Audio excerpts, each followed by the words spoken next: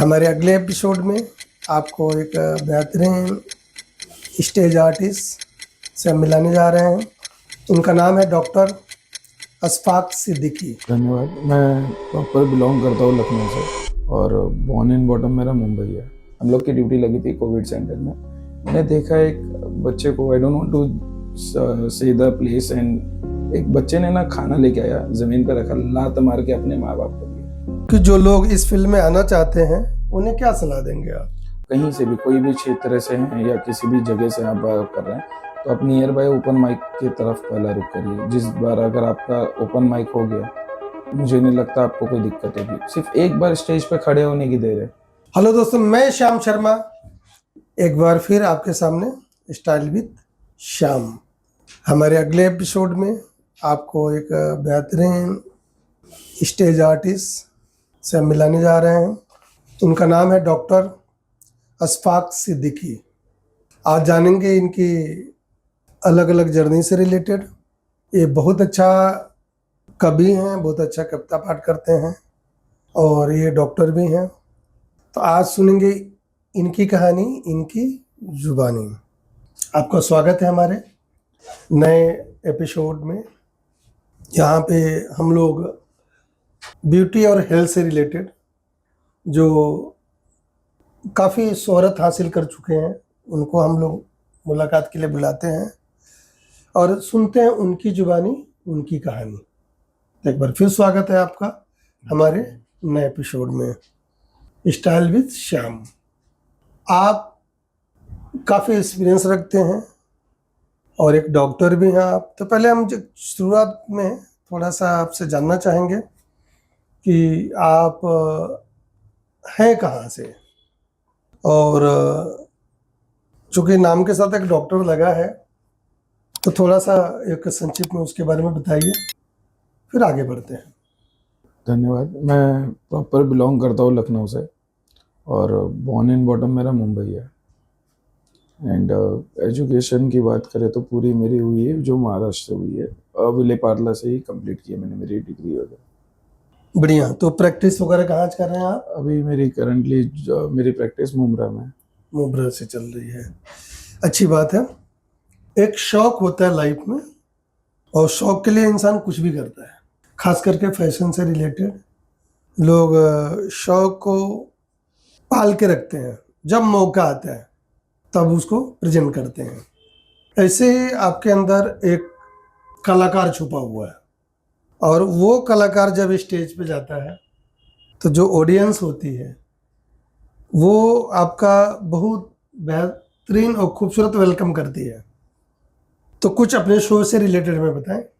Recently मैंने अपना खुद का एक शो लॉन्च किया था जिसका नाम था महफिल रवां, जो ओपन माइक नाम है, पर वो ओपन माइक कम, खाली कवि सम्मेलन ज़्यादा होता है उसमें। तो उसका मेन मोटो ये था कि उसमें अर्निंग बेसिस पे नहीं चालू किया है वो, और उसमें से अगर कुछ रजिस्ट्रेशंस भी आते हैं, जैसे आपको पता होगा ओपन माइक के एक्सपीरियंस है, रजिस्ट्रेशन 300 400 200 जो भी होते हैं, वो पेमेंट जो आते हैं वो जाते हैं किसी विधवा को या जिनके पास हेल्प नहीं है, जो एजुकेशन रिलेटेड है। मतलब जितनी हेल्प हो सकती है वो हमारा एक मोटो है, वो ग्राउंड लेवल पर उतर के करना है। हम ना कोई एनजीओ चलाते हैं, ना किसी चीज़ में हमको किसी चीज़ का शौक है। तो पूरा पेमेंट वो एक किसी को हेल्पिंग हैंड कोई शख्स है उसी के पास जाता है। बहुत बढ़िया, क्योंकि आपके बातों बातों से मुझे एक अच्छी चीज़ जानने को मिली कि आप लोग बेनिफिट के लिए प्लान नहीं करते, पर कुछ भी अगर आता है तो किसी को डोनेट होता है, और डोनेट जो है ऐसे ज़रूरतमंद को होता है कि जिनको वाकई उसकी दरकार है। और ना ही ये कोई शूट होता है, ना ही कोई एक हम किसी वीडियो बनाते हैं किसी को देने के हाथ, वो कहते हैं ना, एक हाथ से दो, एक हाथ से बस बंद मुट्ठी दे के हटाना है, किसी को उसका इल्म नहीं हो। हाँ, एक शौक है कि भाई हमारे शौक भी पूरा हो गया, सेवा भी हो गया, बराबर ना। आपने कलकत्ता में भी शो किया हुआ है, कुछ उससे रिलेटेड आप बताएं हमें कि कलकत्ता की जो क्राउड है वो मुंबई के क्राउड से अलग है, दिल्ली की जो क्राउड है मुंबई के क्राउड से अलग है, लखनऊ की जो क्राउड है मुंबई के क्राउड से अलग है, मुंबई की जो क्राउड है मिक्सअप है, पर ये सारी जगहों पे एक पैटर्न चलता है। तो वहाँ का कुछ अच्छे अनुभव आप बताएं। बहुत अच्छी जगह है। पहले तो मैं जगह का नाम लूँगा, बहुत अच्छी जगह है। उसके बाद रियान भाई जिन्होंने शो ऑर्गेनाइज किया था, उन्होंने बुलाया था, उनका बहुत शुक्रिया अदा करते हैं। और उन्होंने जो ऑडियंस की बात होती है, ऑडियंस जिस तरीके की है, तो उनसे बेहतर मुझे नहीं लगता कि कलकत्ता की कवि, लाइक जैसे हम मुशायरे की बात करें, तो मुझे लगता है लखनऊ और कलकत्ता जो वहाँ की ऑडियंस हिट करती है, वो ज़्यादा कहीं कहीं की नहीं कर सकती है, क्योंकि उनमें एक अलग ही जोश और अलग जज्बा है। एक मुशायरे को लेके जो एक जागता है, वो अगर आप बात करें महाराष्ट्र में, तो महाराष्ट्र में आई थिंक कवि सम्मेलन कम होगा, ठीक है, पर शायर लोग ज़्यादा मिलेंगे आपको। One liner and two liner जैसे कहा जाता है, ये लोगों का शौक मुंबई के लोगों से कंपैरेटिवली ज़्यादा है। बट अगर आप एक प्रॉपर बात करते हैं कवि की, तो कवि आपको सिर्फ ज़्यादा करके दिल्ली, लखनऊ लखनऊ एंड भाई है वेस्ट बंगाल, ये इस तरफ कोलकाता, ये तरफ आपको ज़्यादा मिलेंगे। जब मुशायरे की बात आती है डॉक्टर साहब, तो पहले नाम जहन पर लखनऊ आता है, बिल्कुल। क्योंकि हमने बहुत सारे पिक्चरों में भी देखा है मुशायरा, और ऐसे बहुत सारे बुक, मोटे मोटे किताबें मुशायरे से रिलेटेड हैं। कभी कभी हम भी सर्च करते हैं उसे और देखते हैं, तो कुछ अल्फाज यानी कुछ वहाँ के एक्सपीरियंस तो आपने बताया, लेकिन वहाँ के कुछ आपने अपने गाए हुए कविताएं कुछ सुनाए हमें। बिल्कुल, जैसे लखनऊ में अभी आपने एक बात की, तो मैं एक लखनऊ के इस समय बहुत ज़्यादा बोल सकते, बहुत ज़्यादा एक मशहूर शख्स हैं, डॉक्टर हिमांशु लखनऊआ, जिसको स्टोरी टेलर के नाम से भी कहा जाता है। वो गुरु है हमारे, ठीक है। अभी हमने उनसे मुलाकात हुई थी, तो एक कविता थी जो मैंने बहुत पहले लिखी थी, अब वो सर के लिए ही ज़्यादा हुई थी, लिखी गई थी, और आज उसमें मेरी माँ का भी योगदान था, तो मिक्सचर करके लिखी हुई थी। और कविता ऐसी थी कि हुई तब ठीक बीमारी मेरी, जब नज़र मेरी माँ ने उतारी, निवालों को भी तरसेंगे वो लोग, जिन्होंने भरी थाल पर लात है मारी, गुनाहों से मिलाया हाथ जब जब, सज़ा भुगती है अपनों ने हमारी, वो हंस के बोले कहानी बनती है झूठ पे सारी, जिनके दिल में नफरत पल रही है, वो बात करते हैं कितनी प्यारी। बिल्कुल, ये जो पूरा आपका जो कविता था, मुझे जहाँ तक समझा कि जो डबल मीनिंग दुनिया है उसी से रिलेटेड थी। लोग सामने तो बोलते हैं हम आपके साथ हैं, पर हमारे पीछे होते हैं वो।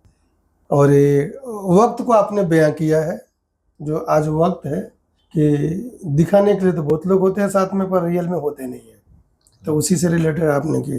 और लखनऊ के साथ साथ में कभी कोई कविता ऐसी हो जो आपने कलकत्ता में पेश की हो? मैंने कविता नहीं, पर एक शेर है हमारे कान्हा भाई का, जो हमने काफ़ी जगह उसको वो किया, मुझे बहुत पसंद है। वो रहने वाले गुजरात के कान्हा भाई।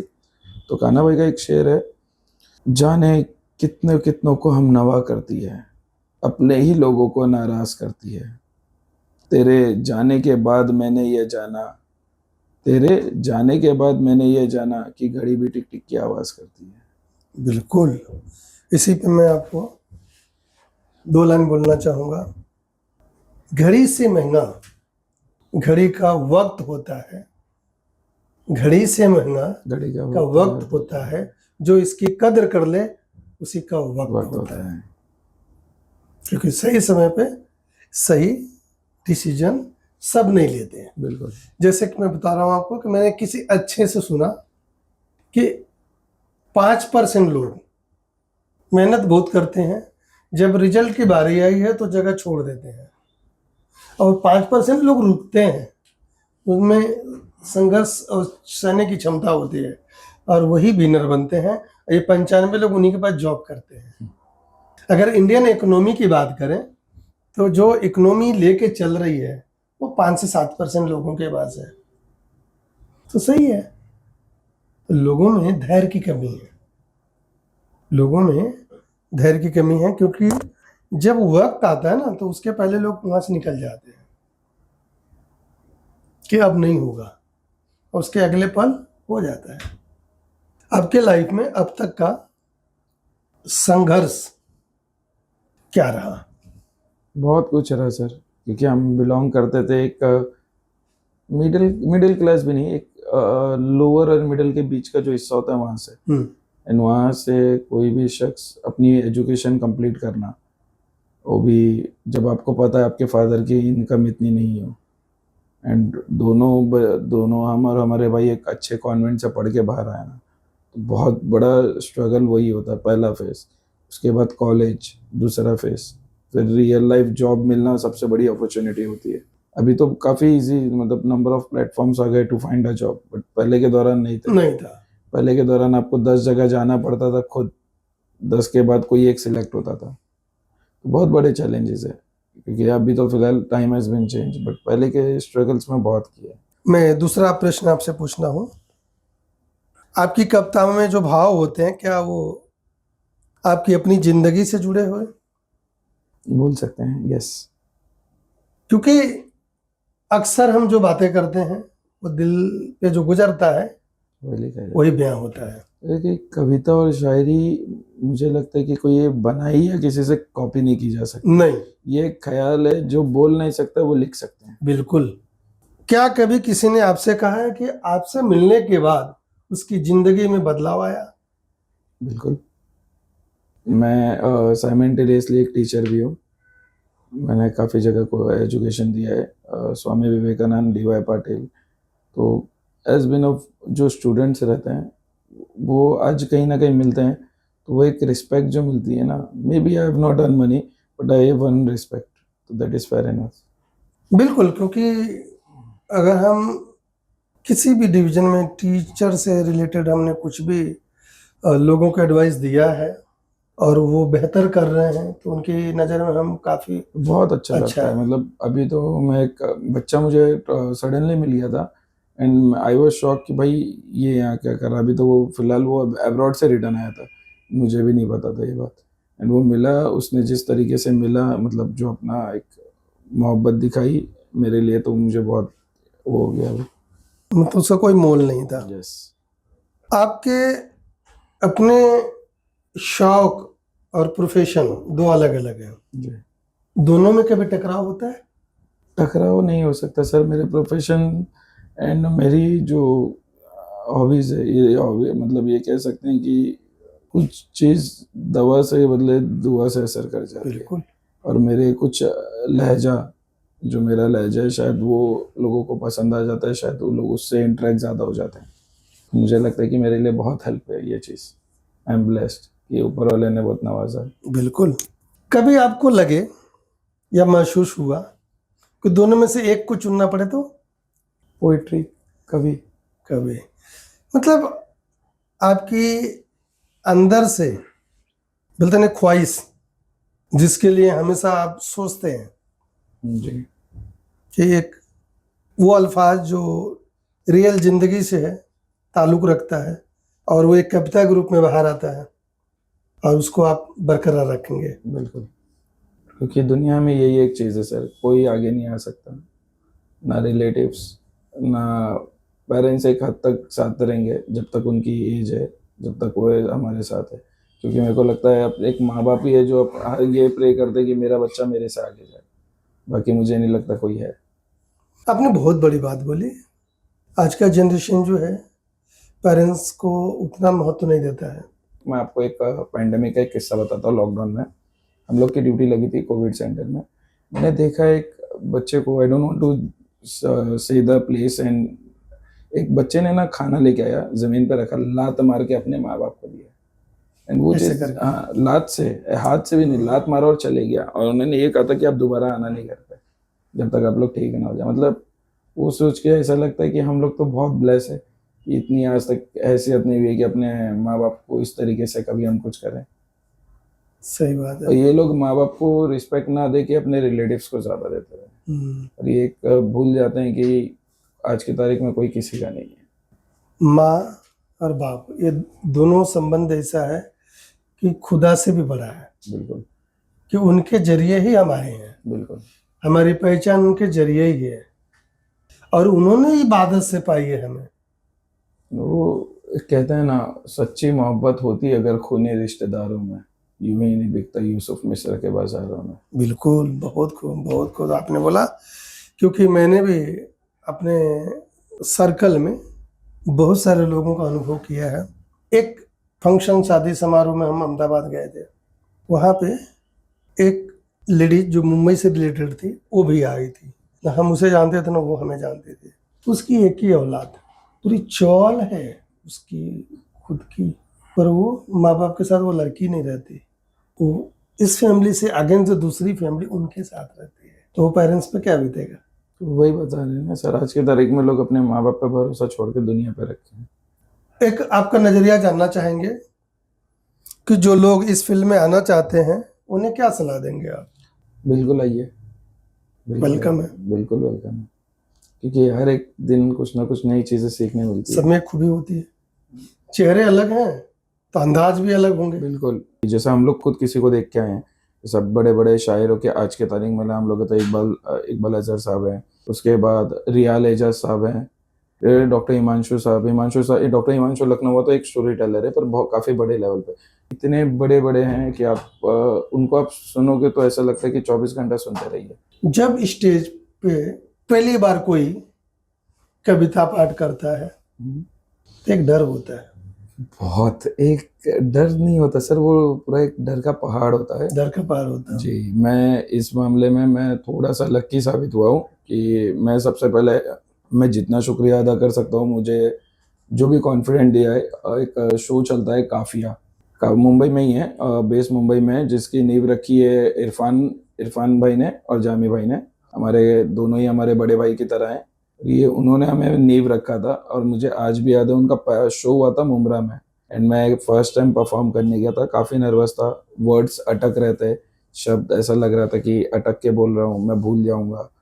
तो वो टाइम पे जो मुझे कॉन्फिडेंट मिला है या जो भी चीज़ें मिली है, तो वो काफिया की देन है। आज मैं आपके साथ बात भी कर रहा हूँ तो मुझे ऐसा लगता है कि उसका जितनी बार मैं शुक्रिया अदा कर सकता हूँ जिंदगी भर, मैं काफिया का जरूर करूँगा। काफिया मेरे साथ मेरे मरते दम तक रहेगा। तो काफिया जी के लोग काफी क्रेडिट जाता है। बहुत ज्यादा है, सिर्फ पूरा उन्हीं को जाता है सर, क्योंकि अंदर आप लिखने के लिए आप बहुत कुछ लिख सकते हैं, बहुत कुछ लिख सकते, लिखना ठीक तो है, बहुत कुछ लिख सकते पर आप उसको परफॉर्म के नहीं कर सकते। यस। अब परफॉर्म करने का अगर आप कर भी रहे हैं तो अंदर एक डर है, अगर आपका कोई डर हटा रहा है तो वो है काफिया, और काफिया ने मेरे अंदर का डर हटाया है। और सबसे ज्यादा तो इरफान भाई, एक होता है ना, ऊपर वाले ने किसी को भेजा है जरिया बना के, तो मेरे लाइफ में ये फील्ड में आने के लिए तो काफिया था। एक आपके परफॉर्मेंस से रिलेटेड मैं पूछना चाहूँगा कि जब कोई आर्टिस्ट बिल्कुल शुरुआत कर रहा है तो आपको तो काफिया मिल गए, जी बिल्कुल, हर किसी को नहीं मिलते, बिल्कुल। तो उसको स्वयं पहला कदम क्या उठाना चाहिए। देखिए, मेरी ये राय है कि अगर आप कहीं से भी कोई भी क्षेत्र से हैं या किसी भी जगह से आप कर रहे हैं, तो आप नियर बाय ओपन माइक की तरफ पहला रुख करिए। जिस बार अगर आपका ओपन माइक हो गया तो मुझे नहीं लगता आपको कोई दिक्कत होगी। सिर्फ एक बार स्टेज पे खड़े होने की देर है, एक बार अंदर का डर निकल गया तो मुझे नहीं लगता कुछ दिक्कत है। और ओपन माइक सिर्फ यही होता है, अंदर का डर निकालना है। आपका टैलेंट क्या है वो बात की बात होती है। आपने अपनी शुरुआत इस फील्ड की कब और कैसे हुई। हाँ, ये असल बात, मुझे किसी को कुछ बोलना था जो मैं मुंह से नहीं बोल पाया था, तो मैंने एक लाइन लिखी थी, 2 लाइन ऐसी थी कि अगर आओ तो जाने के लिए मत आना, हूँ बेबस ये बताने के लिए मत आना। तो ये एक लिखा था, वो कोशिश की थी, बहुत पहले की थी, 2014 में लिखी थी ये चीज़ है। तो कभी हिम्मत ही नहीं हुई कभी आगे तक पहुंचाने की, क्योंकि हिम्मत वहीं पर ही टूट जाती है। फिर अगेन मेरे को थोड़ा सा सपोर्ट मिला, आज वो चीज़ें वो मैंने परफॉर्म की, थोड़ी आगे बढ़ गई, बस चल गई गाड़ी। तो ऐसा माना जाए कि इसकी कोई रीजन था। बिल्कुल था, है ना, बिल्कुल इसकी कोई रीजन था, बिल्कुल बिल्कुल। लेकिन वो रीजन जो है आपको एक नाम, एक काम, एक मुकाम दे दिया। जी जी जी जी जी, है कि नहीं जी। क्योंकि एक सिक्के का 2 पहलू होता है। जो ऑडियंस होती है, जैसे कि आप काफी बार परफॉर्मेंस कर रहे हैं, जी पहली बार का तो अपने को समझ में आ गया कि आपको फर्स्ट टाइम का जो इम्प्रेशन है जी, वो वहां जाके प्रेजेंट करना ही महत्व रखता है, क्या बिल्कुल। किया वो बात की बात है। लेकिन जब आप उस इसको करते करते काफ़ी अनुभव ले चुके हैं, तो जो ऑडियंस होती है, जो क्राउड होता है, वो आपसे क्या उम्मीद करता है? ऑडियंस ऐसा है sir, audience day by day आपसे एक नई चीज़ें ही सुनना पसंद करेगी। You can not repeat the एक शायरी आप पूरे, एक कविता आप पूरे उसमें नहीं चला सकते हैं। तो आपको कुछ ना कुछ नया निकालना पड़ेगा, बिकॉज अभी पहले देखिए इतना नहीं होता था सोशल मीडिया। आज मेरे को लगता है ज़िंदगी सोशल मीडिया। बिल्कुल, ज़िंदगी हर इंसान सोशल मीडिया पे है। अभी पहले के टाइम पे एक होता है ना, पहले के टाइम पे माँ को माता बोला जाता था, उसके बाद माँ हो गई, फिर मम्मी हो गई, मॉम्स हो गई, अल्फाज बदल गए, अल्फाज बदल गए। पर वो जो इमोशन है वो नहीं बदला। नहीं, और वही चीज़ है, आपको खाली ये दुनिया एक खाली अल्फाजों का है, आप अल्फाज जितना बदल सकते हैं बदलिए, और धीरे धीरे चीज़ें अपने आप हो जाएगी। जब आप कविता पाठ करते हो, ऑडियंस का आपके अल्फाज के ऊपर भरपूर तालियां मिलती है, तो कैसा फील होता है? बहुत ब्लेस फील होता है। हुआ है आपके साथ? बिल्कुल सर, हुआ है, बिल्कुल हुआ है। ये सारी चीज़ें होती है तो जब बहुत ब्लेस फील होती है कि हाँ, कुछ तो लाइफ में ना, भले ही आप कुछ भी करो, पर वो एक ताली से ही ऐसा लगता है मोटिवेशन मिल जाता है कि हम आगे कुछ और कर सकते हैं। अच्छा, मैं आपसे ये पूछना चाहूँगा कि असल ज़िंदगी में आप खुद को सीरियस या मजाकिया, मतलब कैसे लेते हैं? भावुक होते हैं या एकदम? अपने आप को थोड़ा मजाकिया उसमें रखते हैं। सीरियस होके मुझे ऐसा लगता है कुछ हासिल नहीं होने वाला है, ज़्यादा चीज़ें अपने आप को एक दायरे में बांधने से अच्छा है कि छोड़ दो। बिल्कुल। कटी पतंग की तरह जहाँ हवा ले जाए वहाँ चलना है। जब आप अकेले होते तो अपना समय कैसे बिताते हैं? बस कुछ ख्याल कोशिश करते हैं लिख लें अकेले शांति में, या कोई किस्सा याद करके उसके बारे में कोशिश करते हैं कि ये चीज़ लिखें, ये चीज़ थोड़ी और अच्छी हो सकती है। अब लिखने से मुझे याद आया कि मैं कम लिखता था, क्योंकि सारी चीज़ें तो हम लोग लाइव करते हैं, लिखने जैसी चीज़ होती नहीं है। सिर्फ सर्टिफिकेट साइन करना होता है कि भाई ये सर का सर्टिफिकेट है, चलो सर का साइन ले लेते हैं। पर मैंने कुछ टाइम से मैंने लिखने की शुरुआत की, मुझे बहुत आनंद आने लगा, क्योंकि मेरे जो राइटिंग है उसमें मेरी पकड़ बनते गई। जो बिल्कुल ही अच्छी नहीं थी, अब वो बहुत अच्छी हो गई। वो चीज़ ही ऐसी तो मैंने एक चीज अनुभव किया, सीखने की कोई उम्र उम्र नहीं नहीं होती। होती। सीखने की कोई उम्र नहीं होती, बिल्कुल। चाहत की कोई उम्र नहीं होती है। प्यार कभी भी हो सकता है, किसी से भी हो सकता है, प्यार की और कोई कहीं उम्र पे भी नहीं हो होती। सकता है। बिल्कुल सही है। सिर्फ एक फील करने की चीज है।